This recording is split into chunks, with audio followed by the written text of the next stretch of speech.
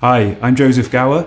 I'm a carpenter and general builder, and I'm here currently renovating my own home. Today, I'm going to show you a few tips and tricks for some projects that you can execute when you move into a new house. Those are how to cut laminate to fit behind a radiator pipe, how to cut ceramic tiles, how to sand and install wooden skirting board, how to cut out an electrical outlet in a plasterboard wall, and how to cut a copper pipe and hide it behind another wall.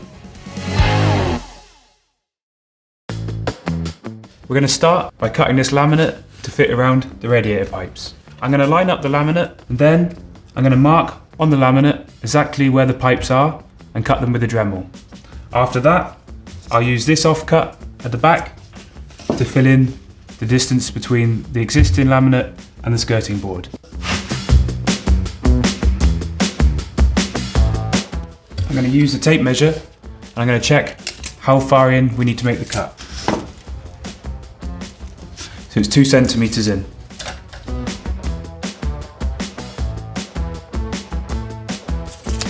Now using a set square, I'm going to get a nice straight line.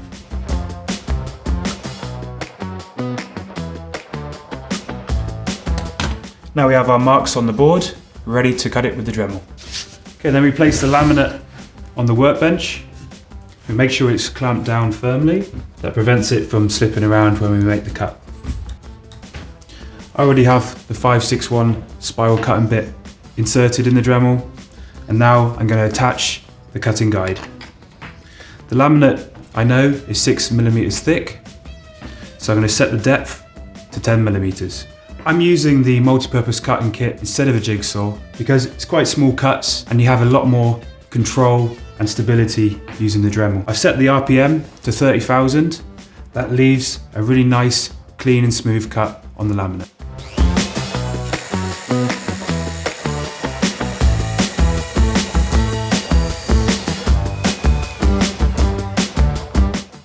Okay, we have a nice, perfect cut there. Let's go and put it around the radiator pipes.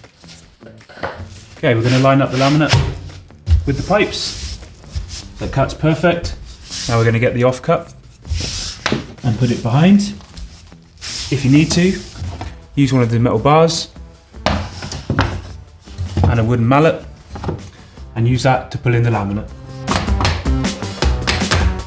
Now what I'm going to do is use the 1 centimeter spacer, put it between the wall and the laminate. That allows for any movement in the laminate over the years. Now we use the radiator collar to go around the pipe. This will hide any discrepancies and also leave a nice finish. Okay, the collars are now on. I think it looks perfect.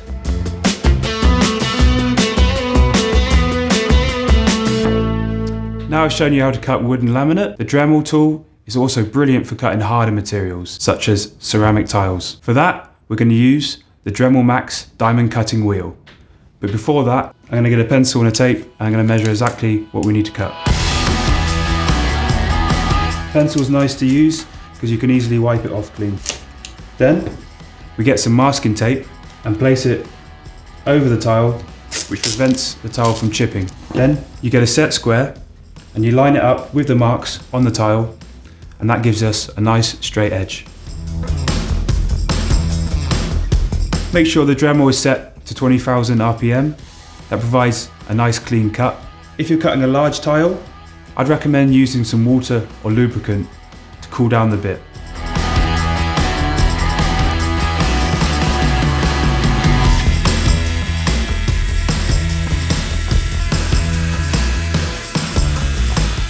Now I'm going to flip the tile around to make sure that the corner of the cut is nice and finished. You won't see any of those lines because it will be on the underside of the tile.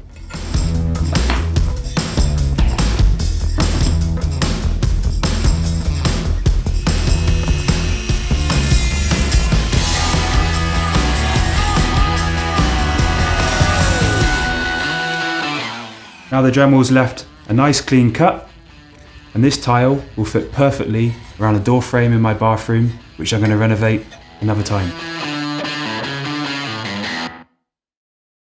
Okay, now we're going to do some sanding of the skirting boards. This one here I saw second hand. It does require a nice bit of sanding to get it down to the original wood. If However, your apartment already has skirting boards installed, leave them where they are and sand them in place. If you remove them, you risk damaging the wall. Now, I'm going to start with the big flat areas using the Bosch sander and an 80 grit paper. You can work your way up through the grits of paper to get the finish that you desire. And then, when I'm done with the large areas, I'm going to use the DREMEL and I'm going to finish up all of those small, hard to reach areas in the moulding.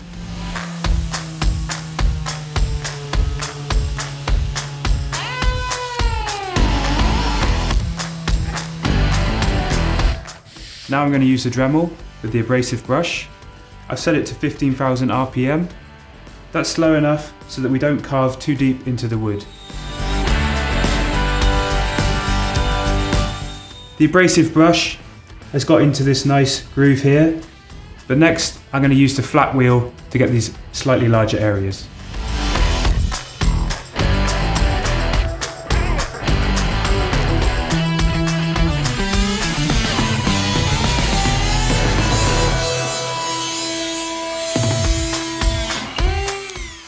Okay, that looks good to me, nice and smooth. What we're going to do now is going to give it a wipe with a damp cloth just to get rid of any of the excess dust, and then we're going to give it a coat of primer. When that's dry, we can do 2 top coats and then it's good to go on the wall.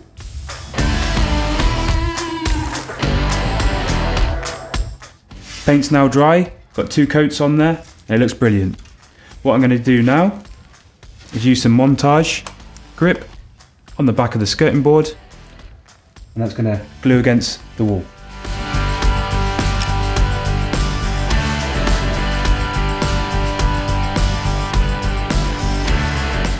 Okay, now we're going to change over to the acrylic cork, and that's to seal between skirting board and the wall. And then we're going to use our finger to wipe the excess cork between the skirting board and the wall. Now wait 24 hours for the cork to dry and then give it a coat of paint, and that will look absolutely perfect. So now we're going to cut out an electrical box in the wall. I've marked an X already where the wires are. If you don't know where the wires are, you can use an electrical finder to check, and also use a stud finder to check that you're not going into the stud work. I've switched off the electrical group, so it's all safe to go. Now we take the electrical box, we place it in the middle of the X, and we use a level to make sure it's perfectly square. Now we can take a pencil and trace around the box.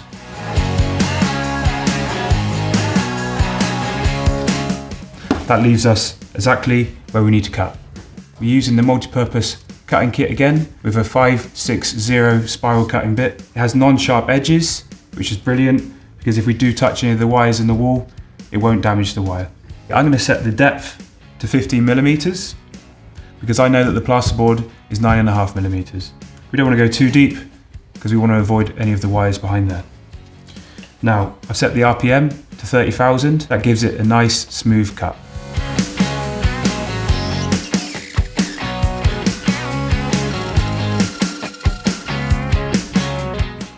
Now if you stop just before the end, you can use a screwdriver and just pop out that piece. And there we have a hole for the electrical box.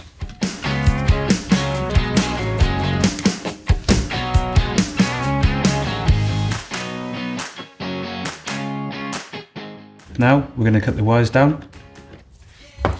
Make sure you don't cut too much of the wire, because when you need to access the socket again in the future, you don't want to get shocked.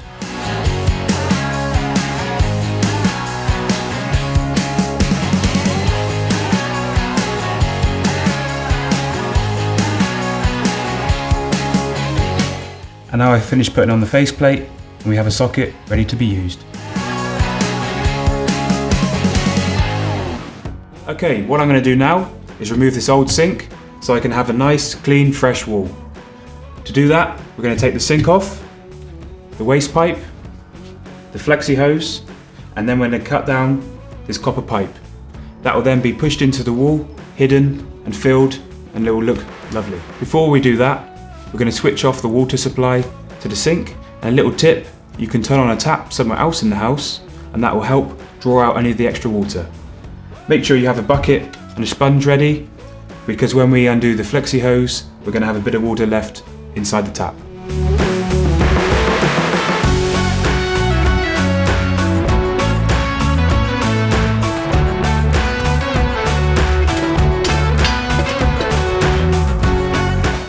Okay, what I'm going to do now is cut the copper pipe down so we can hide it inside the wall. Firstly, I'm going to get my stop end and I'm going to mark exactly on the pipe where I want to cut it. There's a little bit of movement on this pipe, so we can easily push it into the wall. If, however, there wasn't, what we could do is cut a bigger hole into the plasterboard, do exactly the same process, and then repair the plasterboard afterwards. I only use the Dremel with the Dremel Max premium metal cutting wheel. The Dremel's perfect for cutting things like this water pipe in these hard to reach areas. I've set mine to 35,000 RPM. It's a perfect speed for cutting through the metal easily.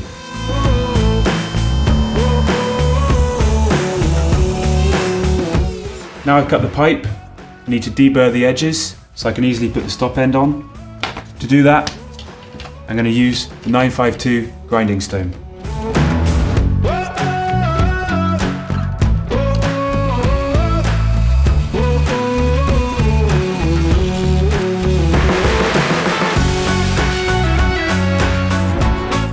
Now it's deburred, we can put the stop end on.